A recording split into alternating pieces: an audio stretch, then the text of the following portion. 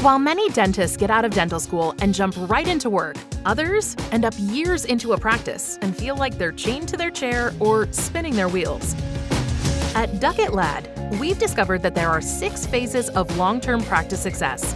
On this podcast, we'll explore each phase of success and help you on your growth journey.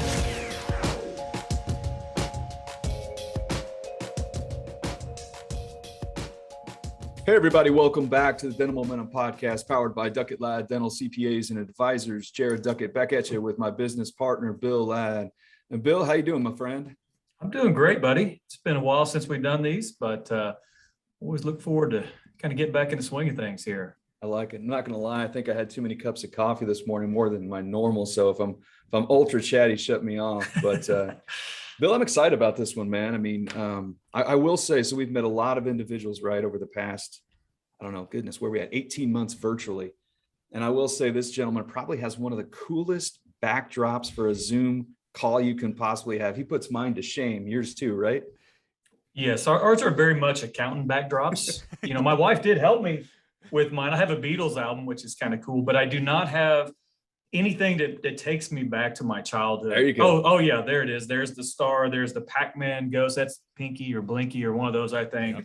Got an astronaut back there. Tetris, Jared. Tetris. That's something we always talk to Gary about.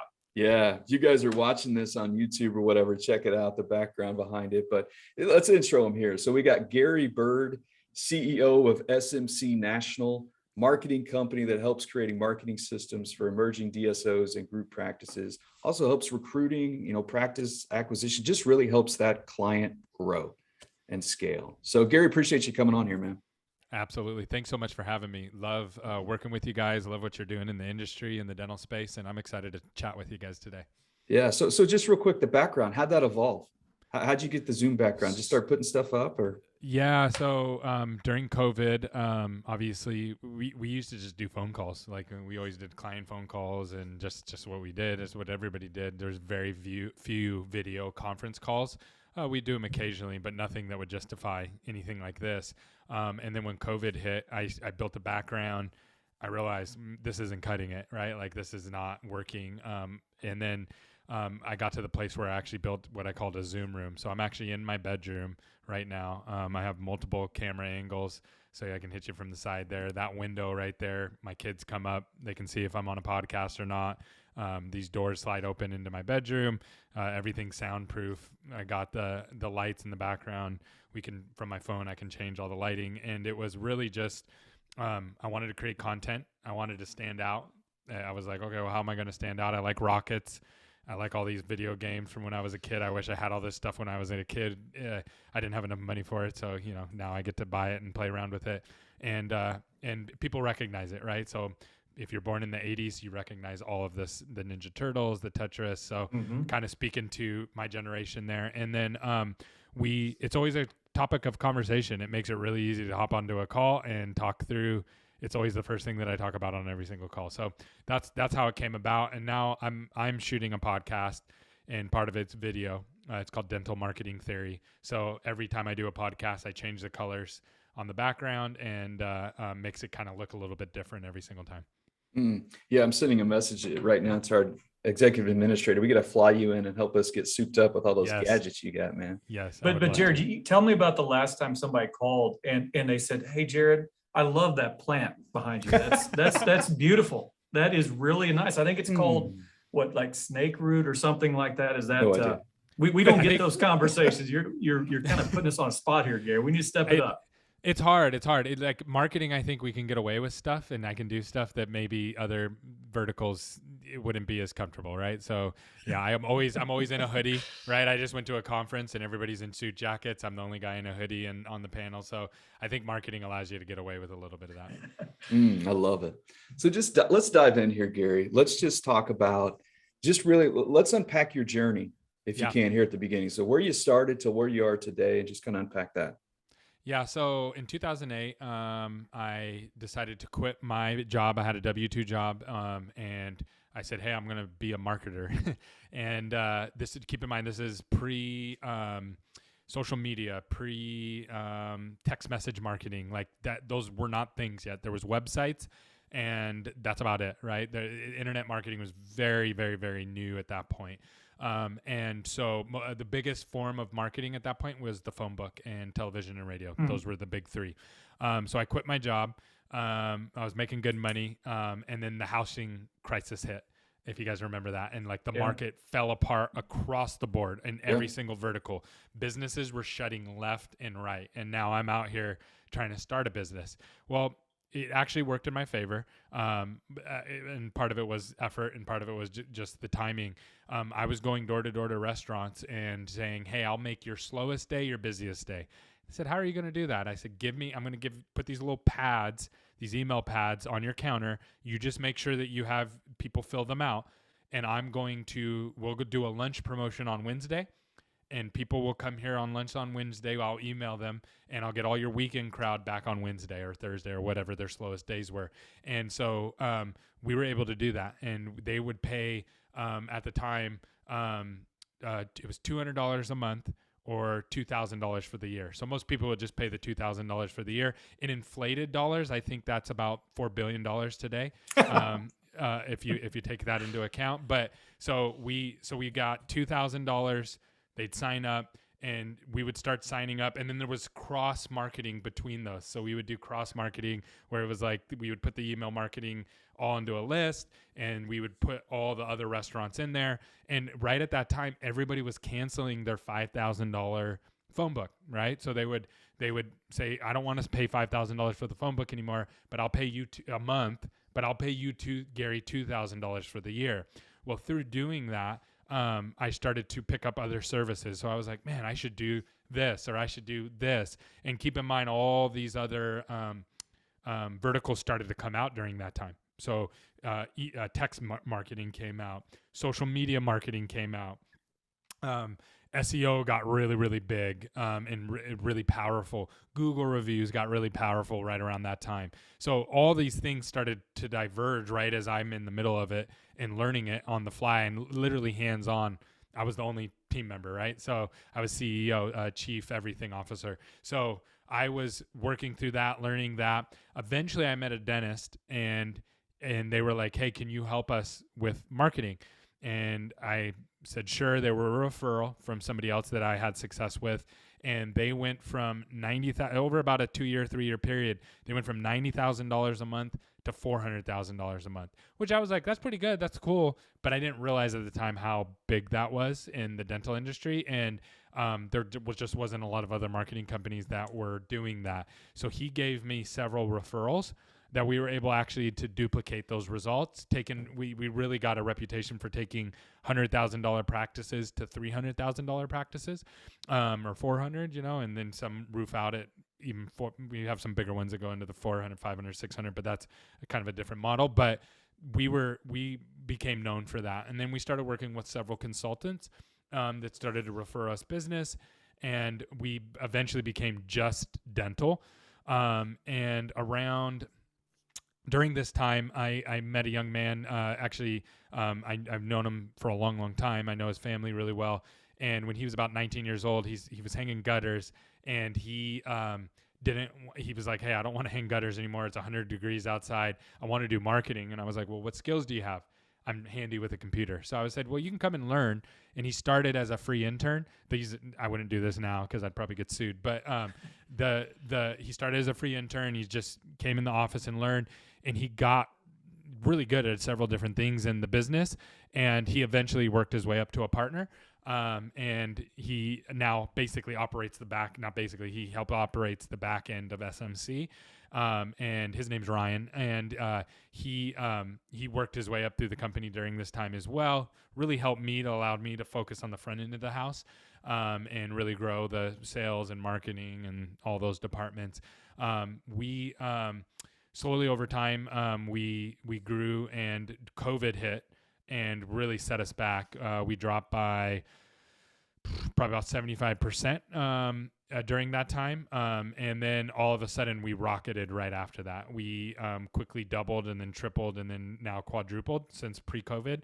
And we went from about doing about $300,000 a month and 20 team members to about $1.2 million and in us recurring revenue, $1.2 million, and about 75 team members. I'm a little foggy on the numbers because it's growing fast. We actually made the 5,000 fastest growing companies. And now my main focus is getting on podcasts, talking about these kind of things, and getting out and making relationships. And we have a couple other verticals that we're working on that we're looking to jump into. But dental is our main focus and where SMC really thrives. So let me kind of take you back real quick, Gary, because we love talking to people about their journey. You kind of know how we look at business and see it as an entrepreneurial journey. When you decided to leave that W-2 job, that's phase one in our mind. Did you have a background in marketing? I mean, was your job in marketing, or was it something different? It was sales. It's sales. Okay. Yeah. I had a sales background. I always did. I always liked, I did loans for several years, and I did it was a textile. It was like literally the most boring sales job in the world. I worked at a textile company. And if you don't know what a textile company is, it's the companies that sell the mats and the uniforms and the towels at the oil change places. I was doing that. So I'd come in and be like, I can get you that towel for half a cent cheaper. Or I can get your uniforms down 5 cents a uniform, or tops and bottoms. It was boring. Right. And so I was just like, I could see the roof of it. And I just got bored, and I was like, I want to go build something. And it was crazy. I'm glad I did it while I was young. It was very, very painful. I heard a saying one time, and I've kind of taken it. I don't remember who said it, but I kind of taken it as my own. You haven't lived until you put payroll on your credit card. That's the kind of thing that I was doing at the time, right? I was buying diapers and paying rent on a credit card and making it happen, and learned a lot. I mean, that's where I learned the basics, but I had to keep growing and keep challenging myself to get better. So before you jumped off, did you quit the W-2 job, let's say, did you have existing clients, or did you jump off with nothing? And then you were like, I mean, I'm sure you had this thought in your head, right? Yeah. I jumped off with zero. Oh my goodness. Yeah. So I went in and I had to. You had to hustle. Yeah. I mean, I had to sell 4 accounts to that month, which to me, I was like, that's one a week. I can do that. What about, let's say, why dental? So you said you picked up, had one dentist, you went in, you performed. I mean, you showed great results, and everybody's, started referring to you. What do you enjoy the most, like working with dentists? Why dentists? So why dentist? It was totally by accident. I did not. I'm laughing because I'm thinking about this. So we have a thing inside of our company, and everybody that I've talked to outside of our company, once you're in dental, they don't let you out. You're not allowed to leave. I don't know why that is, but that's what everybody keeps telling me, and I haven't been able to get out, and I'm here by accident. But I think the reason why dental was so attractive was the margins are so stinking good that you're pretty much going to be successful no matter what. And what I learned later was actually the dental business model is like the opposite of all other businesses. So if we went out and started a restaurant together and we said, okay, we're going to start this, wings restaurant. And I worked with a lot of restaurants before and a lot of sports venues, things like that. The chances of failure is like 90%. It's really high. In dental, it's the exact opposite. Only 10% are going to fail and not make it. And I know that number may change over time and during, maybe get more competitive and things like that. But you pretty much always make it. And it's because the margins are really good. Even in the marketing world, when we're driving leads and we're seeing a 3-to-1 or 4-to-1 ROI, we're like, okay, well, how can we make this better? You go to a lot of these other industries, they're at negative ROI on the first visit. And they're just trying to get creative of how to get that person to stick to get to 1-to-1 ROI and 2-to-1. And then hopefully over the next 5 years, they buy more from us. Dentistry just isn't that way. We're seeing 90 days, 10-to-1 ROI. And it's just I think that's what is an easier path. It's also underserviced. The dental industry as a whole, from a technology standpoint, is just underserviced. It just doesn't. The technology of the medical side is not keeping up with the PMSs and the data tracking and all the things. So you can do these amazing treatments, but you can't track the patient like you would be able to track them in, if you worked at a car lot or if you worked at any other vertical or if you were in a tech startup. your ability to be able to track things is unbelievable in those other verticals. In dentistry, you just don't have that. So I think that was another thing that drew me to it, is like, oh, no one's built this yet. Let me try to build this. And it's a long road, but that's what attracted me to it. So Gary, let's kind of stay on that long road, because again, we love talking to people about their journey. You kind of started out with nothing, had probably a little bit of a runway, had some great success, and then, COVID hit. But as you were kind of going along that long runway, what are some of the foundational things that you feel like you missed on, or things that if you would have had this knowledge earlier, then you would have been set on a totally different on-ramp to the space? That's such a good question. So, so pre-COVID, I told myself, well, we all tell ourselves stories, right? And those stories are always true in our head, but they're not always true in reality, right? But once they're true in our head, then they become reality.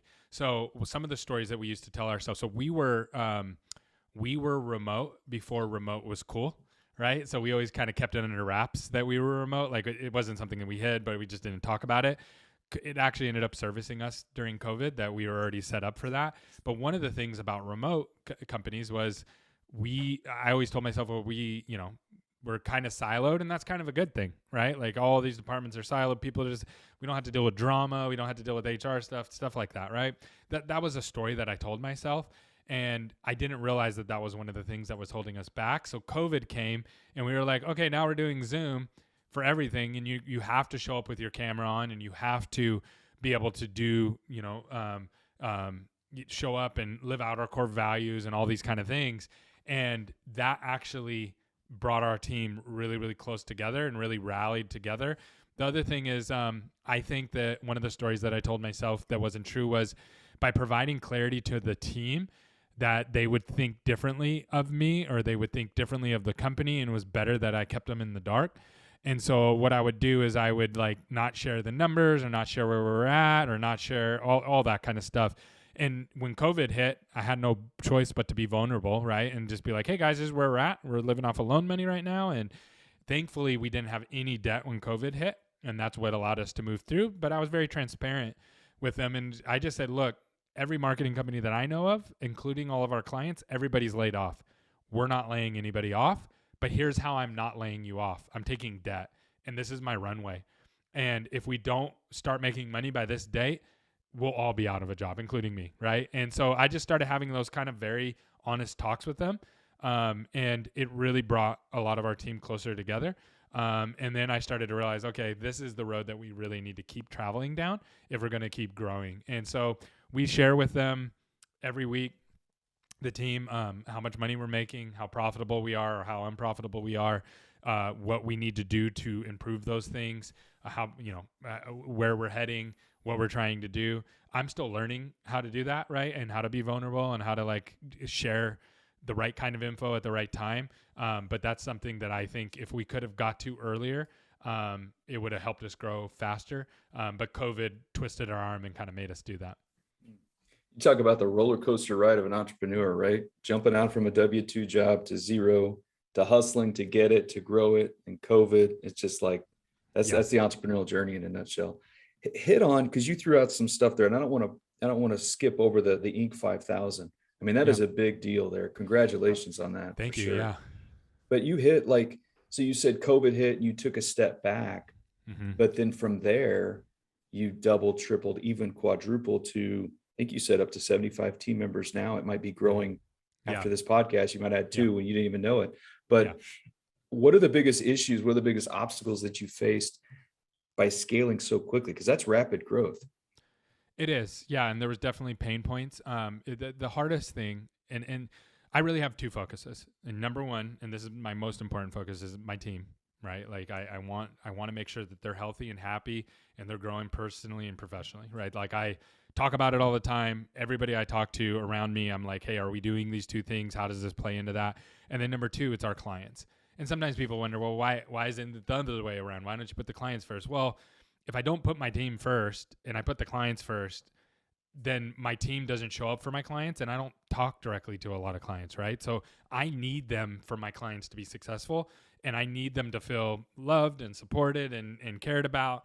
And I need them to have that. And I know that. And so that's the priority that we work through.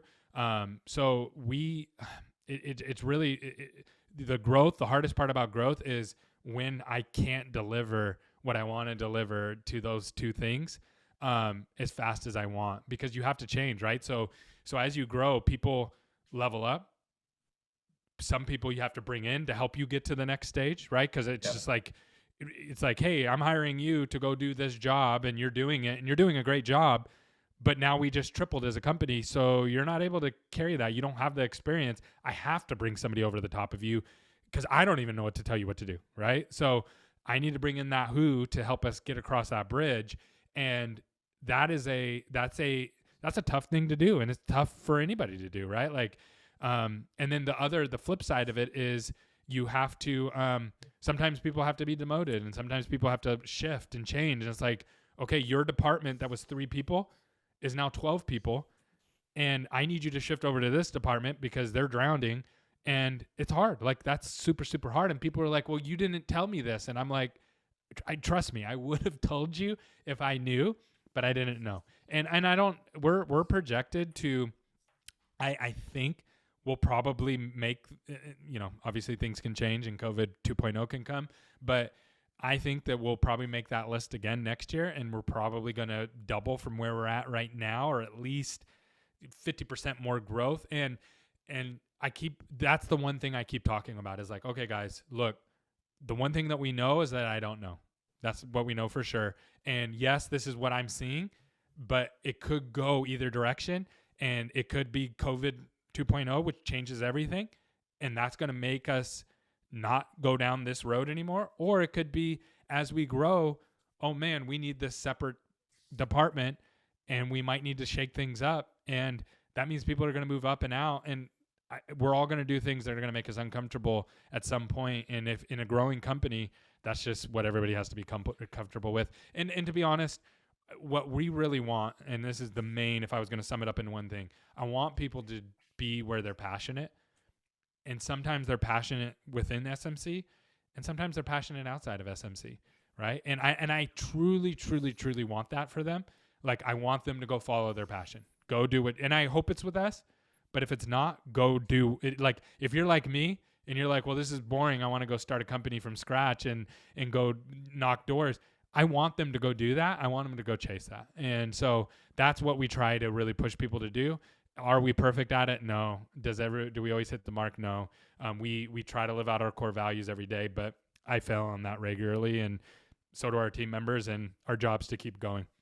Man, I absolutely love that, Gary. And I love the perspective of, you want to put the team first, patient second. That's what we believe too. I think every business should feel that way. That's just our biased opinion. So let's take that down to kind of a practical level, because sometimes that sounds easier said than done. Right. So we kind of go back to when you were ramping up and you had, say, 5 or 10 employees. Well, that's pretty simple, right? Because you know everybody really well. They probably have been with you for a while. So it's easier to kind of live that out. So walk us through, as you grow and you're bringing new team members on, how can you live out that model of always putting the team first? How do you build out systems to make sure that that's happening, even though you may not have tabs on everyone like you once did when it was a smaller team? So the biggest thing is just being really transparent to me. And that's what we're trying to do in the hiring process of, like, we're growing and it's messy, and it's going to be that way for a while. And if you're looking for a job where you come in and you clock in and then you clock out and no one kind of notices you, there's tons of jobs out there like that. And that we're not that. Like, we need you to be amazing, and we need you to show up, and we're hiring you because you're awesome at what you do. And then it's going to change, and then it's going to change again. The other thing to keep in mind too is so the dental space is great, right? There's new technology coming out, taxes every year, you guys, the different, and the bookkeeping that you guys do, that changes at once a year, right? And there's some curveballs.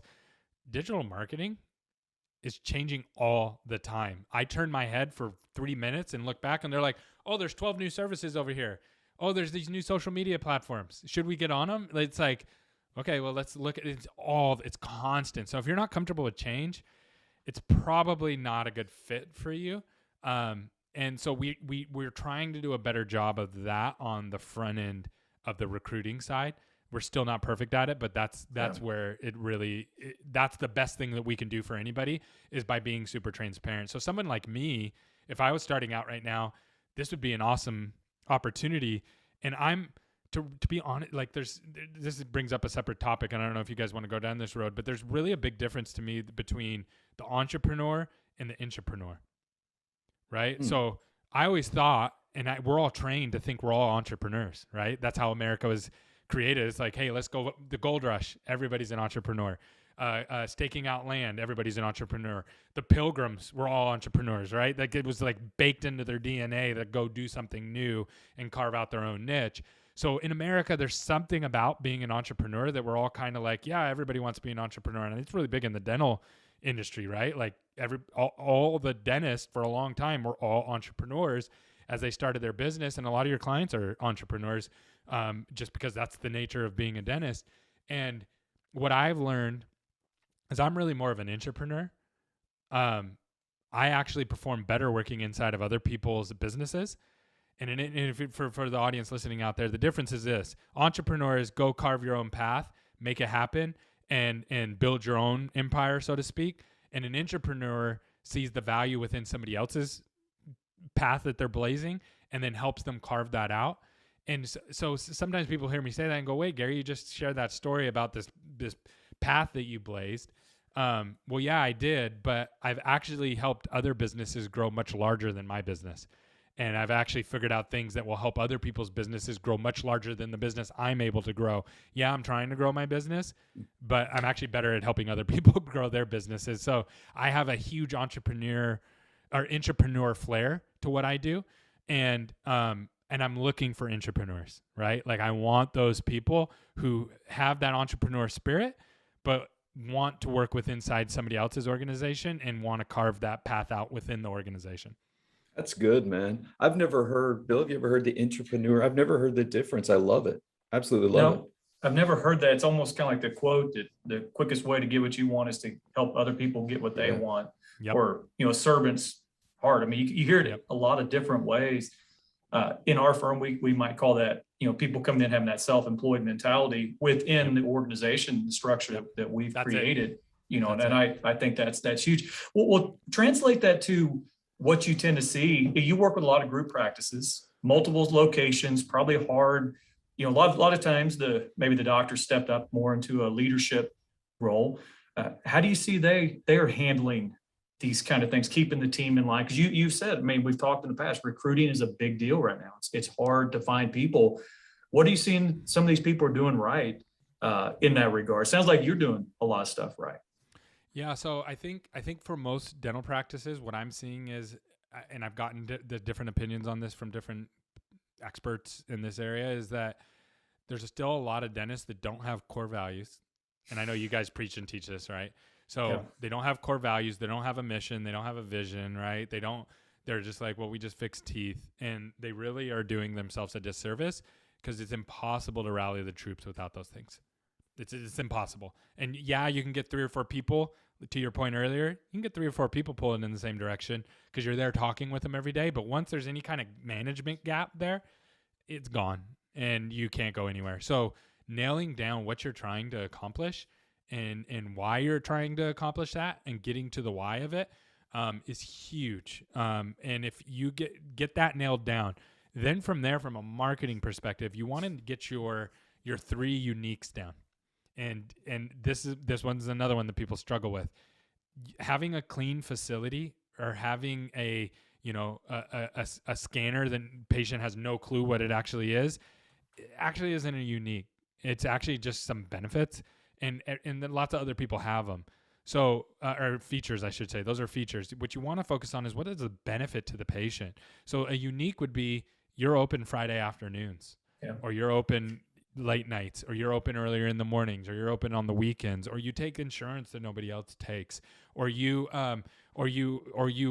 always keep your appointment times because dentists are notorious for not keeping those, right?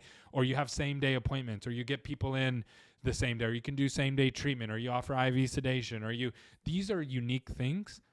And you want to highlight those. Those are what really separates you, not where you went to school, not that you have a clean facility, not that, all the things that normally we think these are what are important to people. I'll give you an example of this in my company.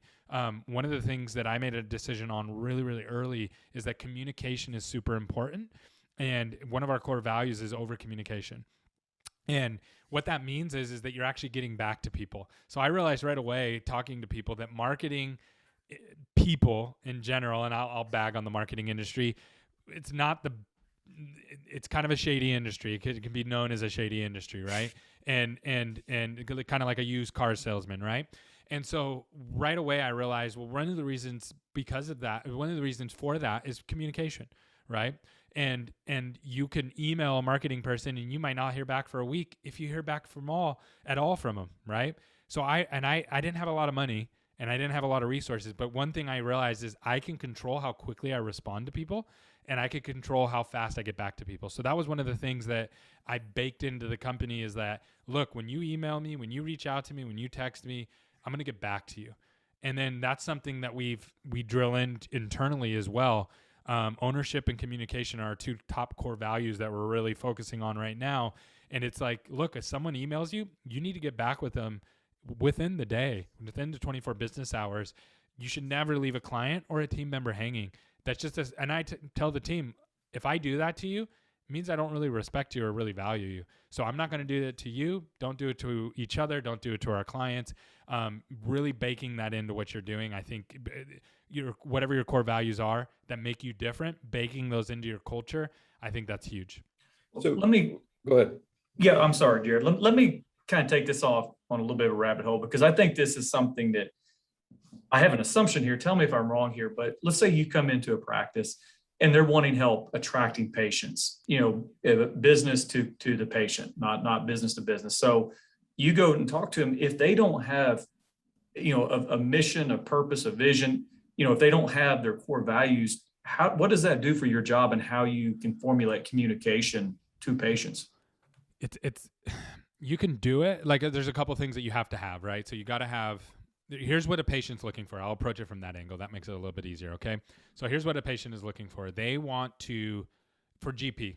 Okay. So, and we can touch on some of the other ones if you feel that it'll be valuable. For GP, I'm going to do a Google search. I'm going to look for somebody who's in my proximity. So they have to be close, right? Or on the way to school or on the way to Costco, like somewhere in those two paths. Then I'm going to look at what is their Google reviews. What's the social proof? That's what that's called. Everybody says they're a good dentist on their website. That means nothing. What are other people saying about you? And it doesn't matter if you have a lot of Google reviews.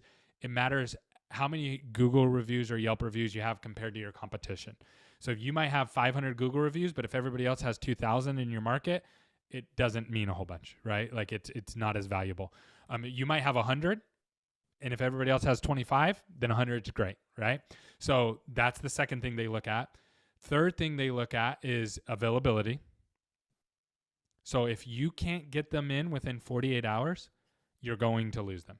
Your no-show rate. So I'll just be honest with you. If someone's like, "Hey Gary, I want to work with you guys," and one of the first questions we ask them, we have a little sheet that they fill out, is, "What's your next available hygiene appointment? What's your next available doctor appointment for an emergency?" If they're like, "Oh, we're 2 weeks out," it's like, you don't need marketing. You don't need marketing for new patients. We can't help you. From there, then you have to answer your phone.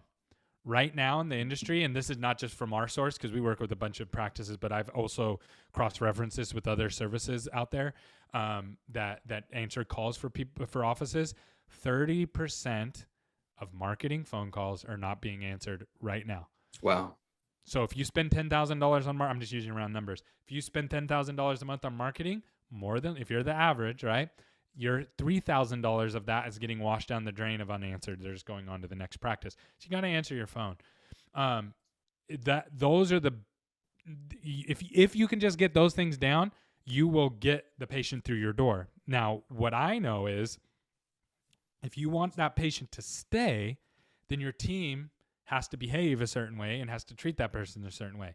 And what I have seen is the businesses that have the core values and the vision and the mission, then the team is more bought in, and then their retention is higher. So that's how you fundamentally, there's a couple different ways you can measure culture, right? That's one of them, is patient retention, patient referrals. Okay, so if you say, well, Gary, I'm getting 40 marketing leads a month or 40 marketing patients a month coming in, and I've been having that for the last 5 years, but I have 0 patient referrals, what that tells me is you don't have a good culture. The patients aren't really enjoying, your retention's horrible, right? On the flip side of that, if you have 40 patient referrals and no marketing, that means you just haven't figured out marketing. That's actually a lot easier to figure out if you work with like a legit dental marketing company, because now you can actually pile on the marketing, and you have to tweak your systems a little bit, but it's much easier to learn and do that than the other way around. And you explained that perfectly, man. Doesn't that sound so simple? Oh yeah. So simple, what you just went through. I mean, so hit on just a little bit here. So a lot of the clients you work with, group practices, DSOs, and sole practitioners too, but speak a little bit on maybe what a sole practitioner can learn from a group practice, what their group DSO, what they're doing, and then maybe vice versa. What's something they shouldn't learn or take that they're doing. So one of the stories that I was told when I first got into dental is that DSOs are evil and they're the worst people in the world, and they're going to destroy the planet, and they're the cause of global warming and the whole 9 yards, right? And I was just like, wow, this is scary. And I believed it, right? Well, I got out there, I started working with people. Eventually I started doing some fractional CMO work, and where I was going into these groups, and I was like, man, these are great groups. They're great people. They really care about the patients. They have great Google reviews. They got, the whole 9 yards. And I was like, I would go there. I would take my kids there as a patient, right? This is the awesome organization. That's not to say there's not bad organizations out there, right? But so first of all, we have to get over that story, right? Like is bigger isn't always better, but bigger isn't always worse either, right? But we have to remember, if I was a solo practitioner, I owned one practice. You have to remember, no patient in the world is going out on Google going, let me find a dentist that has 300 locations. Doesn't happen. The patient does not care about that. It's not like a gym, right? If you travel, I want to have a gym that's everywhere, right? Because I want to make sure that when I go to that city that I have a gym. If I have a hotel rewards program, I want to make sure that the one that I want to go to, or airlines, that they travel everywhere. I don't want the one that just does the West Coast, right? If I'm going to join their membership or whatever. It doesn't work that way for a dentist. It's like a dry cleaner. I don't care if a dry cleaner has 500 locations. I want to know, do they have a local dry cleaner? And I could care less about all the other dry cleaners. Dentistry is exactly the same. What that does is it puts you on an even playing field locally with every single other local dentist. Now, where the disadvantage comes in is that the DSO are operating off of data typically, and the local practitioner is operating off of fillings typically. And let me explain that, because I've worked in both worlds. When you are a single practitioner, or even I'll use myself as an example, when I was a smaller business owner, I could operate off my filling because I was there. I was around all the team members. I could kind of feel it. Sometimes I was right, sometimes I was wrong. But I could feel my way through it, and it was pretty easy. Well, as I grew, I couldn't do that anymore because I'm 3, 4, 5 people removed from the person doing the job. There's no way I can use my fillings. It's impossible. A flip a quarter is just as accurate as using my fillings, right? So what happens is these DSOs, as they grow, or the group practices as they grow, they can't, the dentist that starts the first practice uses their fillings, and then they start to grow out, and they have to start using data, or else you drown. And so the DSOs have data, and they have access to data. So one of the advantages that we have is that I have access to all of that data, right? From a marketing perspective. So what we do is I just got off a call with a DSO with 330 locations. And so we aggregate all of our data, and we use it to market, whether it's marketing for a new patient, or whether it's marketing for an acquisition, or whether it's marketing for an associate or a dental hygienist. We are always taking all the data that we have, and we're always learning. And then we also have a proprietary application on the back end that helps us pull all that together. So when we move into a new market, we know right away, boom, we're able to go and we're able to supply the need. So when we're working with a single practitioner or a 30 location and they say, hey, we want more new patients, we're already 75, 85% on the way there on being able to figure that out. That's really our advantage. Yeah, that's perfect, man. I mean, because I was going to kind of segue into, how do you really plug in and help dentists? And what I'm hearing from you is data, data, data. You can provide data on how they're performing and what they need to do, right? Yeah, exactly. Yeah, we're pretty unique. So what we do is we only focus on top line data with our clients, not the nitty gritty. So what I mean by that is, if I was to go into a dental office and I said, "Ow, my tooth, I'm in pain," and the doctor said, "Hey, you need a filling, Gary." That's where we go in, we get out whatever's wrong, and then we put this material in there, and you'll be as good as new. I'm gonna say, "Yep, absolutely, let's go." I don't need a biology lesson to be able to believe them and get that, right? I don't need to know every component of the filling and how that works with my body and how it's going to mold in and all those kind of things, right? What happens in dentistry, and this is really the failure of marketing companies, to be honest with you, is that the dentist will get into the weeds of bounce rates, click impression, SERPs, all these things, and it's data overload. And unless you're an expert in that, you're not going to be able to figure that out any more than a patient's going to be able to figure out if their biology and their filling material and all those kind of things, right? So there's some trust that has to take place, and there's some top line things that have to be explained, right? So like for me as the patient, I need to know, am I going to get out of pain? Is my tooth going to look the same way that it used to look? And is it going to function the same way? If you hit those 3 data points, I'm good. I'm willing to pay the $500 to fix that problem, right? In dentistry, I look at it, dental marketing, I look at it the same exact way. So we look at a couple of things. Number one, what is the cost to generate a phone call? So most marketing companies they say, oh, it's $10 to generate a phone call. Well, what they mean by that is there's just somebody hitting a button. It's not actually a real person. We don't look at it that way. I want to know, because dentists don't care about that, right? I want to know, how much does it cost for a real person to call that office and actually have interest in the services that they're providing?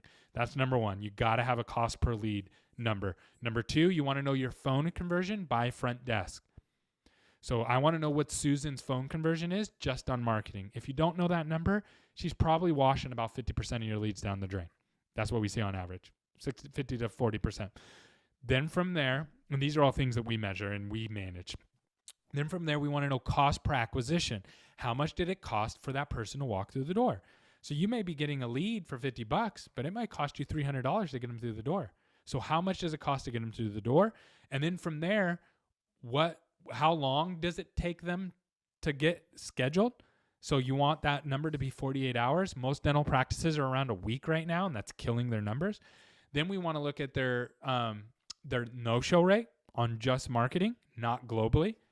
And then we want to look at recare rate on just marketing, not globally. And this is probably this is like my biggest campaign moving forward, is going to be helping dental practices with this. And I think it's the biggest opportunity, because most dental practices, no, we're killing it. 80, 90% of our patients recare. That's our retention rate. Well, the problem is they're looking at a global number, and it actually doesn't tell the whole story. Anytime you look at a global number, it doesn't tell the whole story. The marketing recare is usually below 40%. I have people that are in the teens. I have people that are in the 30, 40. Like, it's usually half or less of whatever your number is. So if you go, hey, we're at 80%, you're probably at like 30, 40% of marketing recare patients. And a lot of dentists hear this and they're like, no, that can't be true. The problem is again, they don't know. They're just guessing. They're operating on their filling. This is why a lot of practices hit a glass ceiling, and they don't know it. They go, man, I'm getting these patients in. I'm recaring 90% of them. I'm trying to get my top line up, but and they probably come to you guys and go, why can't I get my top line up? And it's the reason they can't get their top line up is there's a glass ceiling, and it's their recare of their marketing patients. If you can open that up, then you can really grow. And in fact, you'll end up spending less money on marketing, and you'll end up, because you're retaining more of these patients. So it takes 6 months to start to see that, and then another 6 months from there. But I would say that's probably the biggest data point right now. So Gary, getting that back to the core issue on that, is that consumer behavior? Is it patient experience? What do you attribute that to? It's just stories that we tell ourselves. So what ends up happening is you have 20 patients that you need to see today, and you're a dentist or a hygienist, and you're running room to room. You're busy. You're slammed. You're understaffed, and you're too many new patients. And so you walk into a room, and that first room that you walk into is a patient referral. So the patient referral is going to come in, and they've already been sold. So you're going to be like, hey, you need a root canal. And they're going to be like, okay. And you're like, cool. Move on to the next one.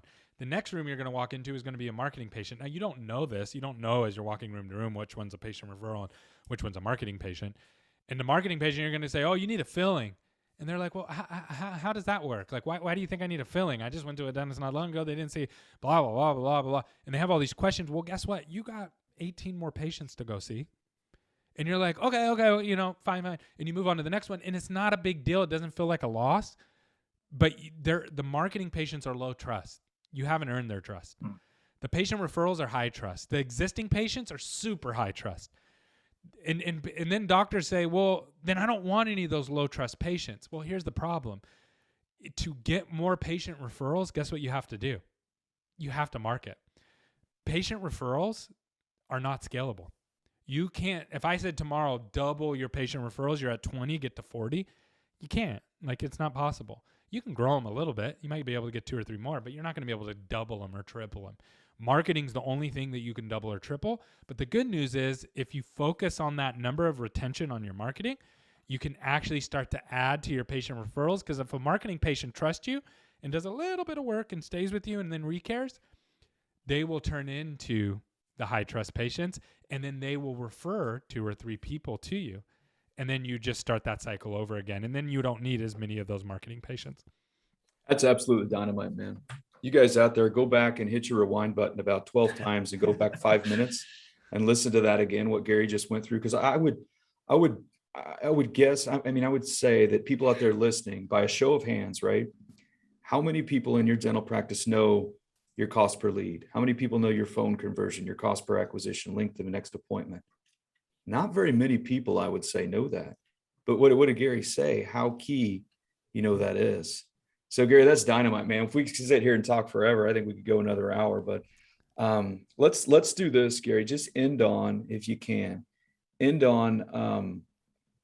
what is one thing out there? You get tons of dental clients. What is one thing that dental practitioners need to be doing right now to gain momentum in their business? Focus on their team. There you go. Hands down. Get the team that you need. Invest into recruitment. Invest into employer brand.